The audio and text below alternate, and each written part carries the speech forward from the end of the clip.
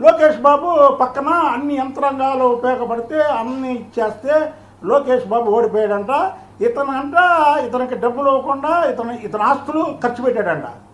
నువ్వు అప్పులు ఉన్న వాళ్ళకి ముందు అప్పులు ఇచ్చేయి.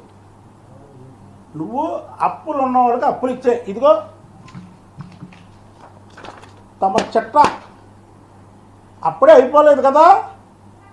క్యారెక్టర్లెస్ ఫెలో కేసినేని నాని నీ చెట్ట. ఎందుకంటే నిన్నటి వరకు పార్టీలో ఉండి ఏదో వాగుతున్నావు కాబట్టి మా బాస్కి ఇచ్చిన మాట గురించి మేము మాట్లాడాల.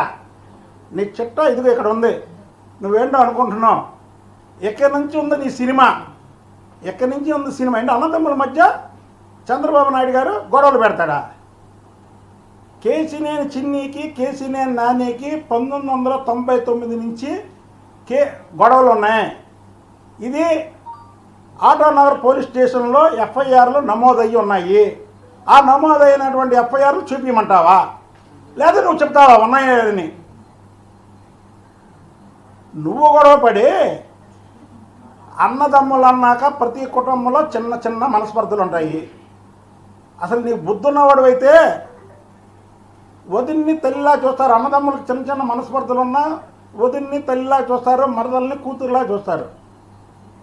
కేసినేని చిన్ని భార్య నీ సొంత మరదలు ఏదో ఈయన కారు పాసు ఆమె పెట్టుకుందంట. దాని మీద సెక్షన్లతో సహా కేసు పెట్టాడు.